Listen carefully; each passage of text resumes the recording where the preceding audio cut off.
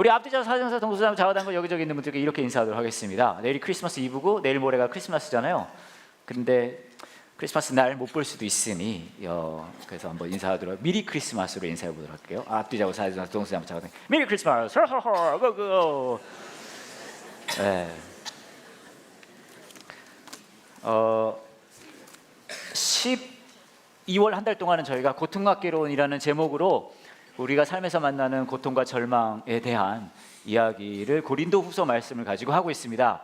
오늘은 그 세 번째 시간인데 함께 보실 말씀은 고린도후서 12장 1절부터 10절입니다. 고린도후서 12장 1절부터 10절 들어오실 때 받으실 주보에 나와 있고요. 화면에 나와 있고 성경에도 나와 있습니다.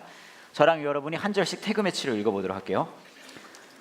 자랑하는 것이 이루어올 것은 없지만 계속해 보겠습니다. 나는 주님께서 보여주신 환상과 계시를 말씀드리겠습니다.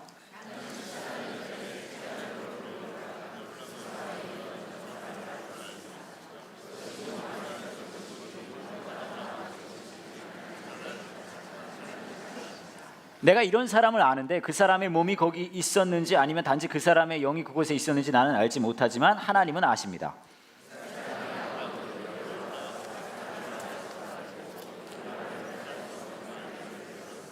내가 이 사람에 대해서는 자랑하겠으나 나 자신에 대해서는 나의 약한 것들 외에 자랑하지 않겠습니다.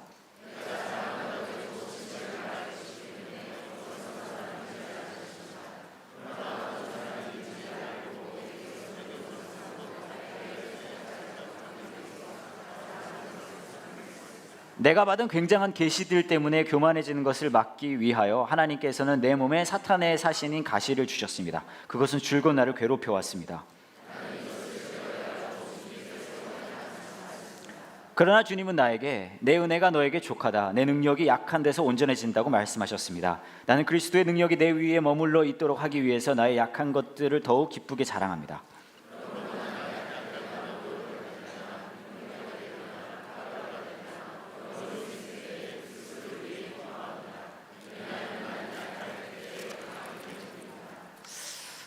여러분들 커피 좋아하세요?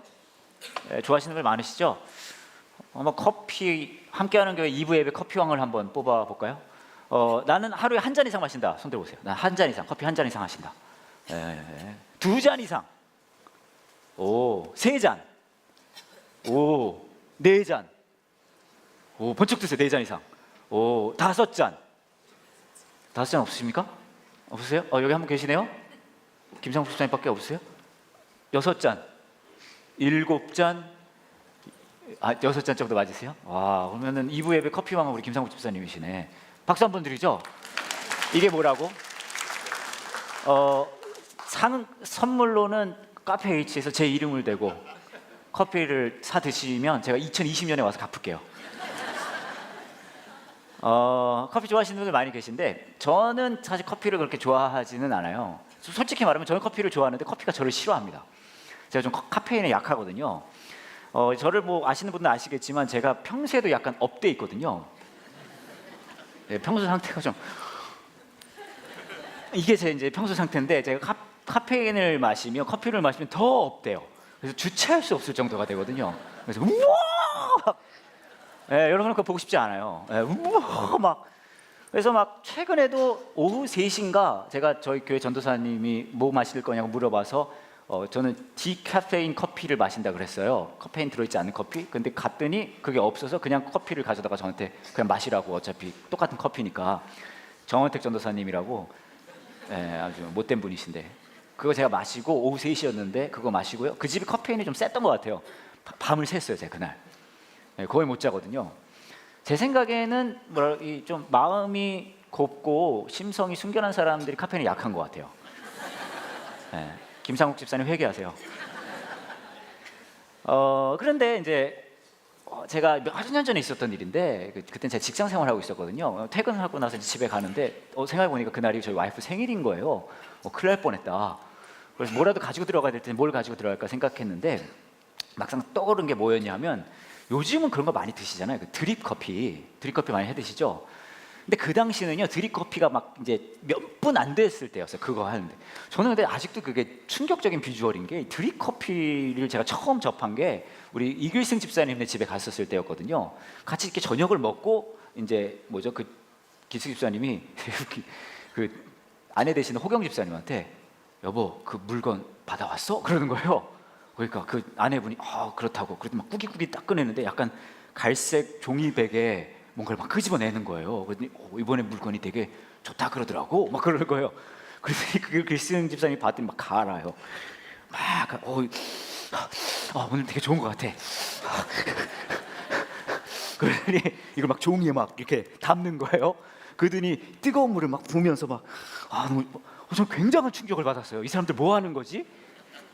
이게 이제 약간 그런 느낌 나지만 이게 드립커피잖아요. 나중에 저희 와이프가 본인도 이거 한번 해보고 싶다고 그걸 저한테 얘기를 해서 자꾸 떠오르는 거예요. 그래서 이거 기구를 좀 사가야 되겠다 싶어서 저쪽에 이제 노은역에 있는 아시는 분들 아시겠지만 커피 공방이라는 가게가 있었어요. 그래서 거기를 들렸어요. 거기 딱 갔는데 거기가 굉장히 커피를 공방스럽게 하는 데거든요. 이제 딱 갔는데 이제 사장님이 어서 오세요. 그래서 안녕하세요 하고서는 이제 저한테 물어보는 거예요. 어떻게 오셨습니까? 그래서 제가 말씀을 드렸죠. 그거 있잖아요. 막 정말 좋은데 이런 거 약간 마약스럽게 하는 그거 사러 왔습니다. 그랬더니 이분이 되게 잘 알아들으시는 거예요. 드립 커피 기구 사러 오셨어요? 네 그렇습니다. 근데 이분이 저한테 그렇게 말씀하시는 거예요. 근데 그 종류가 되게 많은데 어떤 스타일의 커피를 좋아하세요? 라고 물어보셨어요. 근데 그때 제가 해서는 안 될 말을 한 거예요. 제가 뭐라 그랬냐면 이렇게 말했거든요. 그거 다 똑같은 거 아니에요? 그렇게 말한 거예요. 그때부터 이분이 저한테 승부를 거시기 시작하는 거예요. 저에게 7, 8가지 드립 커피를 계속 해주시는 거예요. 돈도 안 받고. 이분 발동한 거예요. 이분이 승부욕이. 이거 봐라 그러면서 막 하나씩 막 끄집어내가지고 막 해서 요거 한번 드셔보세요. 요걸 드시면 요거는 굉장히 쓴맛이 가미된 그런 커피입니다. 딱 주시면 제가 딱 먹고서 저는 늘 언제나 커피가 썼는데요. 또 막 해가지고 요거는 약간 바디감이 있는 커피예요. 저는 평생 바디감이라는 걸 느껴본 적이 없는 사람인데 또 막 해가지고 요거는 그 뭐 안티 구아바 그런 거거든요. 그래서 한 7, 8잔을요 진짜 멈춤 없이 계속 저에게 드립으로 만들어 주셨어. 근데 제가 그걸 어떻게 안 마셔요? 어떻게 그거를 싫다 그러겠어요? 그러잖아요. 막 해주시는데. 그래서 제가 그걸 다 받아 마셨거든요. 그리고 다음날 5시까지 새벽 5시까지 못 잤어요. 새벽 5시까지 저희 와이프는 옆에서 되게 괴로워하고 저는 계속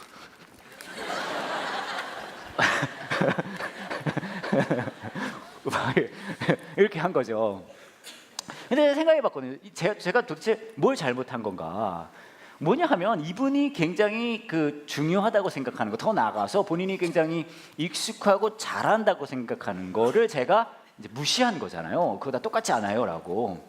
근데 그 이분만의 이야기가 아니라 저와 여러분도 되게 비슷한 것 같아요. 뭐냐 하면 우리는 우리 삶 속에서 굉장히 유능해 보이기를 원하거든요. 내가 뭔가 잘하는 게 드러나기를 원하고 내가 뭔가 자신 있게 해내가기를 원한단 말이죠. 근데 저희가 이번 한 달 동안 삶에서 만나는 고통과 절망에 대한 이야기를 하고 있는데 그 고통과 절망은 꽤 많은 경우는 어떤 일이냐면 내가 무능하다고 느낄 때요.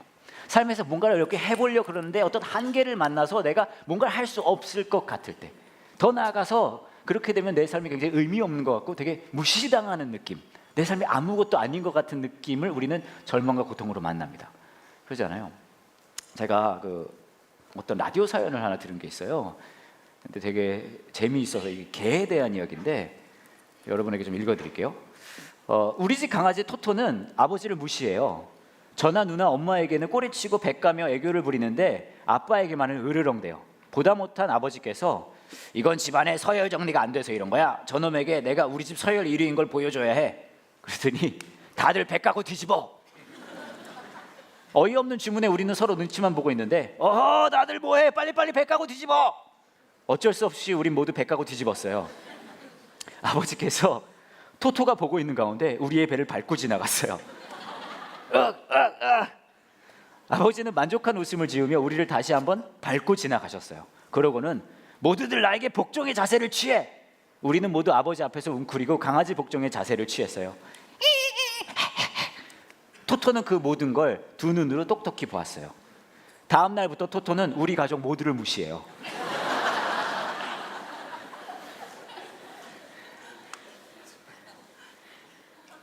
이 아저씨는 뭐가 문제인 걸까요? 뭐냐 하면 무시당하기 싫은 거예요. 자신이 그것밖에 되지 않는다는 것을 개에게 그렇게 보여주는 걸 원치 않는다는 거죠. 우리도 역시 마찬가지입니다. 우리가 삶을 살다 보면 우리는 유능해지기 원해요. 여러분도 잘 생각해 보시면 여러 삶을 되돌아보잖아요. 그러면 여러분이 무엇을 위해 아둥바둥 사셨습니까? 무엇을 위해서 여러분의 자녀를 키우셨습니까? 사실은 간단해요. 유능해 보이고 싶어서거든요. 직장에서는 성공한 직장인으로, 가정에서 성공한 부모로, 성공한 그리고 또 아이들을 잘 키운 그런 사람으로 보여지고 싶어서 수만 가지 것들을 하면서 지금까지 아마 사셨을 거예요. 그리고 여러분 중에서는 그것이 잘 되지 않아서 어려워하고 힘들어하신 분들이 분명히 계실 거예요. 고통과 절망을 우리가 만날 때 그런 게 있거든요. 근데 성경은요, 저와 여러분에게 뭐라고 이야기하냐면 우리가 유능한 것도 좋다고 하지만 더 좋은 건 뭐라고 이야기하냐면요, 우리가 무능한 게 더 좋다고 이야기합니다. 오늘 말씀을 보시면 바울이 이제 막 세 번째 하늘을 갔다 오고 막 그런 얘기 하다가 사실은 본인 얘기거든요. 근데 이건 제3자처럼 얘기해요. 왜냐하면 이거는 자랑할 만하지만 자기 자랑거리는 아니라는 거죠. 그러면서 뭐라고 얘기하냐면요, 자기는 자랑할 것이 없다고 이야기해요. 이렇게 유능한 사람이 자신이 무능하다고 이야기하는 거죠. 왜냐하면 성경에서 말하는 진리는 우리 삶 속에 유능함을 채워가는 것이 아니라 우리의 무능함 중에 하나님의 능력을 인정하는 삶이 신앙의 삶이라고 이야기하거든요. 근데 이게 진짜 어려워요. 왜냐하면 그거 하려면요, 내가 무능하다는 것을 인정해야 되거든요. 제가 최근에 한 식당에 걸려있는 재미난 글귀가 있어서 여러분에게 보여드리려고 가져왔는데요. 이렇게 생긴 거예요. 이렇게 붙어 있었대요. 읽어드릴게요. 세상에서 어려운 일 두 가지가 있는데 첫 번째가 내 생각을 남의 머리에 넣는 일이고 두 번째가 남의 돈을 내 주머니에 넣는 일이고 첫 번째 일을 하는 사람을 선생님, 두 번째 일을 하는 사람을 사장님이라 부른다. 그리고 이 어려운 두 가지 일을 한 방에 다 하는 사람을 마누라라고 부른다. 진짜 맞는 말 같아요. 그렇지 않습니까? 부인님들은, 제 부인님은 본인의 생각을 제 머리에 넣고 제 돈은 가져가거든요. 그러므로 선생님에게 대드는 것은 배우기 싫은 것이고 사장님에게 대드는 것은 돈 벌기 싫은 것이고 마누라에게 대드는 것은 밑줄 쳤죠? 살기 싫은 것이다. 믿으시면 아멘 합시다. 근데 이게 웃긴 이유가, 이게 재밌는 이유가, 우리에게 뭐 이렇게 도전이 되는 이유가 사실 이거거든요. 이 글귀를 읽는 남자분들은 다 그렇게 생각해요. 내가 와이프가 기가 살면 내가 기가 죽을 텐데, 이런 게 있단 말이에요.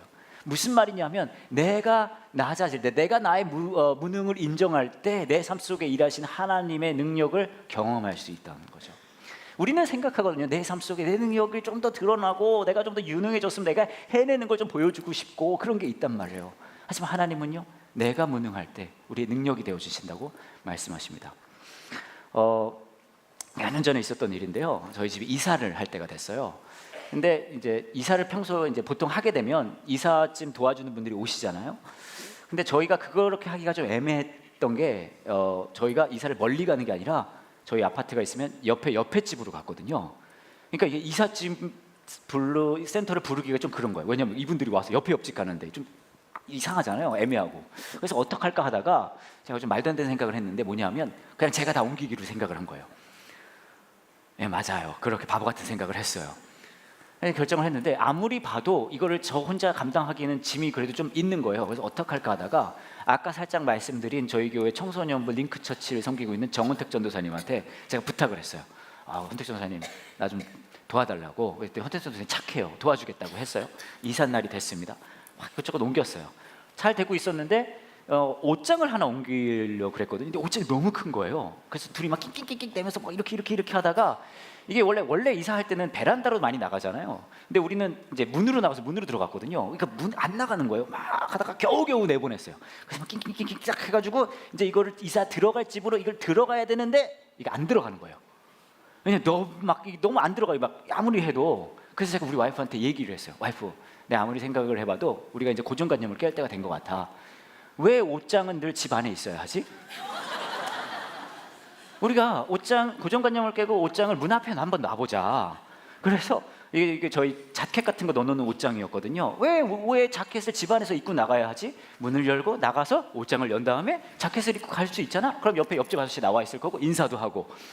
너무 괜찮은 거 같죠? 우리 고정관념을 깨야 해라고 제가 얘기했거든요. 그랬더니 저희 와이프가 그만 얘기하고 당장 집어넣으라고 그러더라고요.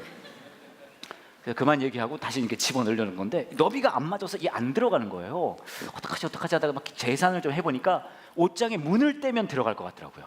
아 그러자. 그래서 옷장에 문 진짜 너무 힘들었어요. 너무 옷장 자체가 무겁고 옷장 문도 무거웠거든요. 막 해가 문을 딱 떼가지고 막 해서 겨우 집어넣어서 자리에 딱 갖다 놨어요.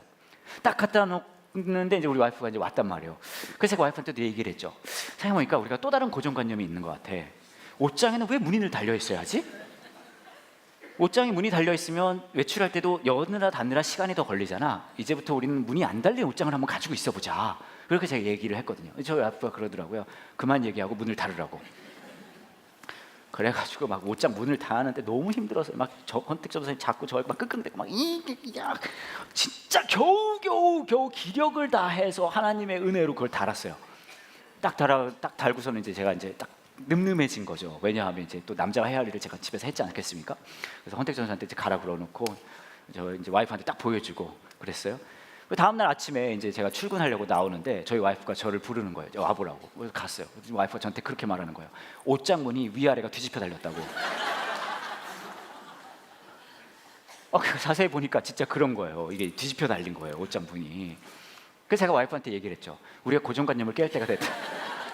왜 옷장 문은 늘 위아래가 정확히 달려 있어야 하냐? 거꾸로 달려 있어도 괜찮지 않냐?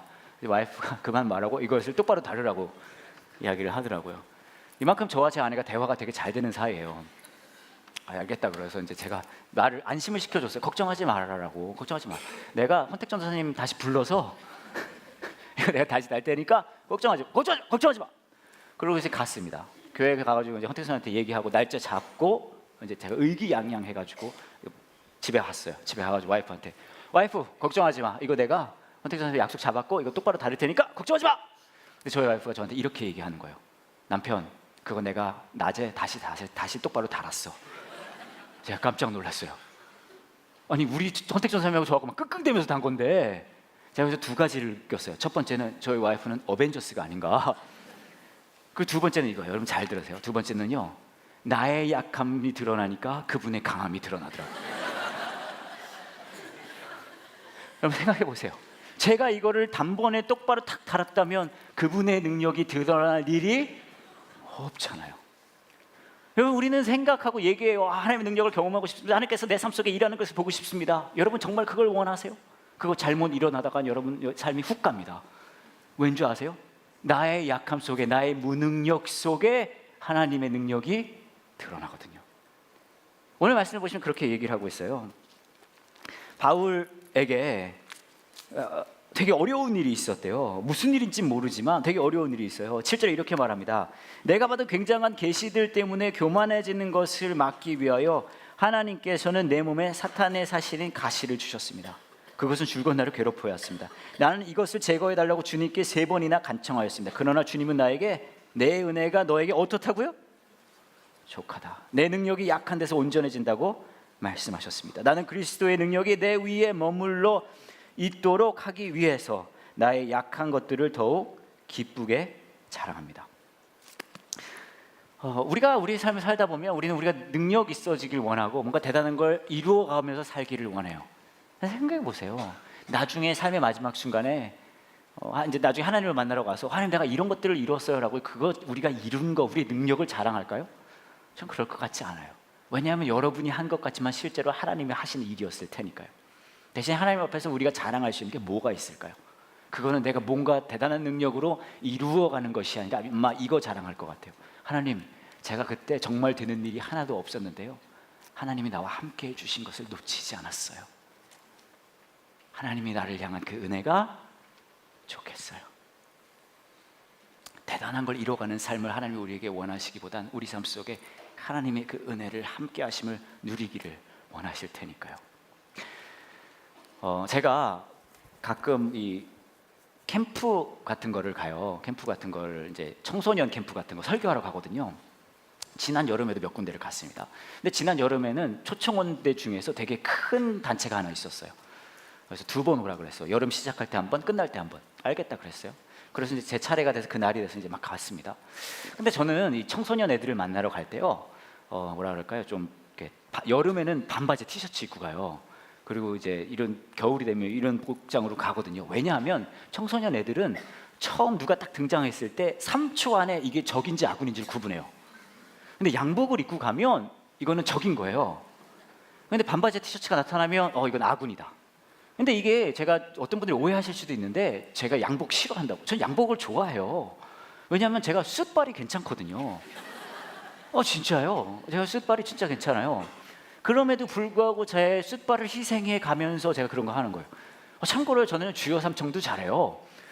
우리 교회 목회자들 중에 제가 주여 삼청 2를 유일하게 가지고 있어요. 요한 목사님 그런 거 못해요. 영화나 고를 줄 알지. 주여 삼청 제가 완전 잘해요. 지야 지야 지야 완전 잘하거든요. 제가 또 방언 그루브도 한 방언 그루브 하거든요. 지야 지야. 원래 이게 주여 삼창 다음엔 방언 그루브 가줘야 되거든요.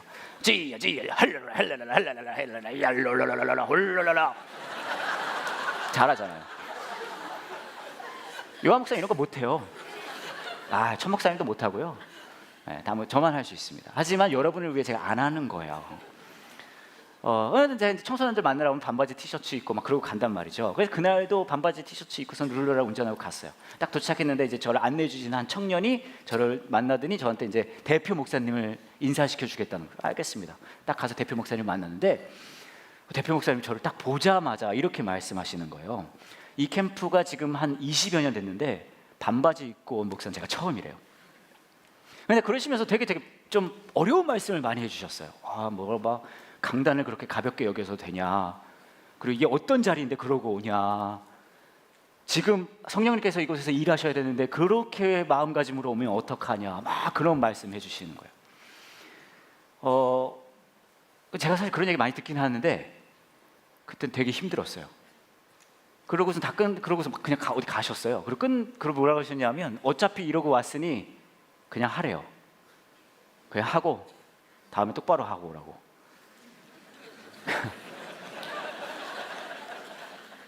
그리고 이제 끝났어요, 제 순서가. 근데 그 목사님 다시 오시더니 뭐라고 하시냐면 그게 무슨 설교냐고. 이거 하나님의 말씀을 전해야 되는 사람이 농담 따먹기도 아니고 아무 말 대잔치 하다 가면 어떡하냐, 똑바로 해라, 그러시는 거예요. 그리고 이제 제가 집에 갑니다.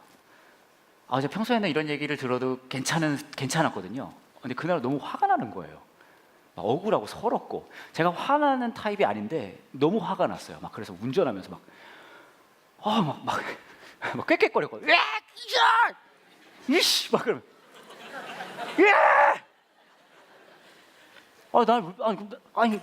왜 날 불렀지? 난 너무 막 서럽고, 그럼 무슨 청소년 사역을 한 다음 세대 사역을 한다는 사람 저렇게 생각이 꽉 막혀서 어떡하지, 막 그러면서 꾀꾀거렸어. 막 너무 화가 나가지고 막. 근데 한참 제가 막 화가 나다가요, 갑자기 그런 생각이 드는 거예요. 나는 왜 화를 내고 있을까? 제가 그분이 잘못했다는 말씀을 드리려는 게 아니에요. 그분은 잘못한 게 없어요. 제가 왜 화를 내고 있는지 생각해 보니까요, 제가요 교만했던 거예요. 제가 교만했어요. 그분들은 그분들의 방식이 있는 거예요. 근데 제가요 제 생각을 주장하면서 교만했던 거예요. 제 잘못이에요. 그래서 막 그런 생각이 들어요. 내가 너무 교만했구나. 그때부터 제가 회개 기도를 하기 시작했어요. 막 눈물이 막 나올 정도는 아닌데 막 기도하는 거예요. 하나님 잘못했어요. 제가 너무 교만했습니다. 하나님 제가 잘못했습니다.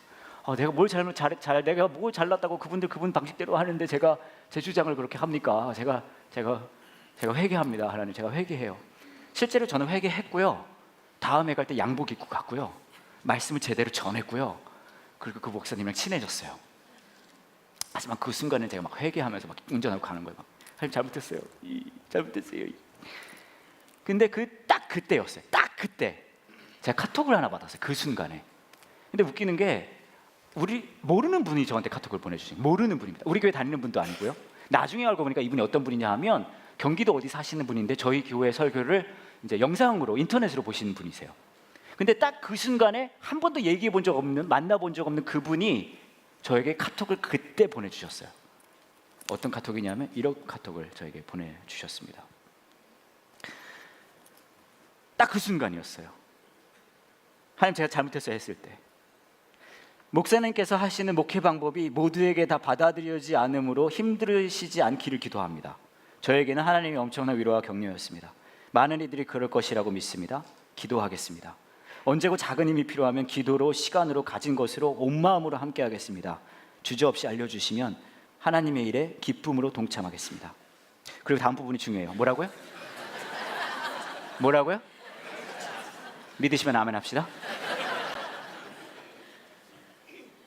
얼짱 목사님 감사합니다.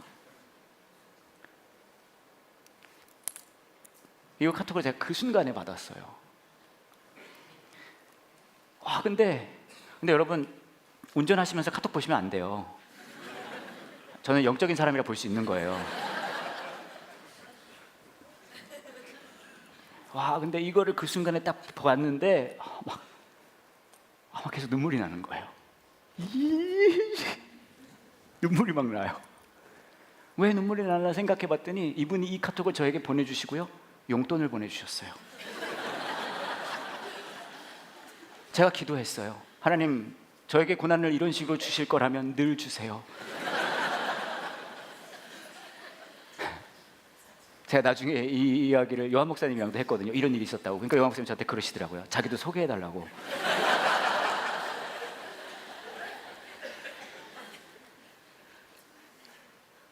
물론 그것 때문에 운 거는 아닌데 제가 막 운전하면서 진짜 펑펑 울었어요. 펑펑. 진짜 오랜만에 그렇게 울었어요. 제가 왜 울었나 생각해 봤더니 그거더라고요. 뭐냐면, 내가 옳잖아요, 내가 잘했잖아요, 내 잘못이 아니잖아요, 그 사람 잘못했어, 한 거잖아요 라고 얘기할 때는요, 하나님이 이렇게 저에게 반응 안 하세요. 하나님, 제가 잘못했어요. 제가 부족한 사람이네요. 제가 정말로 아직도 모자란 게 너무 많은 사람이네요. 그때 하나님은 저에게 침묵하지 않으시더라고요. 저는 이 같은 하나님이 여러분에게도 여러분의 무능력해 보이는 그 삶 속에, 환경 중에 침묵하지 않으실 거라고 믿어요. 여러분의 삶에 어려운 일들이 있으시겠죠. 이것밖에 안 되나, 내가 더 할 수 있는 것이 아무것도 없나? 하나님, 도대체 나 어떻게 하라는 거예요? 라고 하실 때가 분명히 있으실 거예요. 그때 하나님께서는 저와 여러분에게 바울에게 이야기하셨듯이 말씀하실 거예요. 너를 향한 나의 은혜가 부족하다. 그리고 너의 그 약함 속에서, 네가 그렇게 견디기 힘들어하는 너의 그 무능력함 속에서 나의 능력이 온전해질 거야. 여러분들의 삶 속에 그리스도인으로 산다는 것은 대단한 능력으로 뭔가 채워가는 거 아니에요. 연말 되니까 그런 거 많이 있잖아요. 이 상을 주신 너무 하나님께 감사드리고요. 물론 그것도 좋아요. 하지만 하나님은 언제 가장 기뻐하실까 생각해 보면, 도대체 뭐 하나 할 수 없는 그 순간에 나의 무능력 속에서 하나님의 능력을 내가 의지하겠습니다. 저를 향한 하나님의 은혜가 충분합니다 라는 그 고백 속에 하나님, 우리가 동행하시고 그 하나님 우리는 놓치지 않을 거니까요. 그 하나님과 함께 하시는 저와 여러분 되길 원합니다. 같이 기도할게요. 이상하게 같이 기도하실 때 여러분의 삶에 박혀있는 가시는 무엇이 있습니까? 그것을 생각해 보셨으면 좋겠어요. 어떤 가시들이 여러분의 삶에 박혀 있습니까? 아프고 힘들고 견디기 힘든 여러분의 마음에 박혀 있는 그 가시, 여러분의 재정 상황에 박혀 있는 그 가시, 여러분의 건강에 박혀 있는 그 가시는 무엇입니까? 이 시간에 하나님 앞에 나올 때에 여러분의 삶에 박혀 있는 그 가시들을 그대로 가지고 나왔으면 좋겠어요. 너무 힘들어요, 하나님. 너무 고통스러워요. 견디기가 쉽지 않습니다. 습관적으로, 종교적으로 하나님, 제가 믿음으로 이겨내겠습니다, 할렐루야 아멘 하지 마시고요. 아픈 마음 그대로, 견디기 힘든 마음 그대로요. 어쩌면 아까 우리 드라마에서 봤던 것처럼 내 안에 있는 가시를 하나님께 들키고 싶지 않아서 예수 그리스도를 또 못 받고 있는 게 우리의 모습일 수 있을 것 같아요. 어쩌면 여러분 중에서는 찾고 또 찾았는데 아무 일도 일어나지 않아서 그 아픔이 너무나 무뎌진 분들도 계실 수 있을 것 같아요. 이 시간에 무뎌졌다면 무뎌진 마음 그대로, 아프다면 아픈 마음 그대로 하나님 앞에 나가기를 원합니다. 우리 하나님도 저와 여러분에게 가장 그분의 크신 구원의 능력을 행하셨을 때는 십자가 위에서 처절하게 죽어가셨었던 가장 약한 모습이셨거든요. 그러고 말씀하세요. 우리의 눈물을 보았다고 하십니다. 아픔을 아신다고 말씀하세요. 이 시간에 우리의 마음속에 있는, 우리 삶 속에 박혀있는 그 가시들을 하나님 앞에 그대로 내어놓을 때 우리 마음에 말씀하시는 그 하나님의 음성, 너를 향한 나의 은혜가 족해, 너의 약함 속에서 나의 능력이 온전해질 거야. 그것이 우리 삶 속에 위로가 되기를 원합니다. 같이 기도할게요.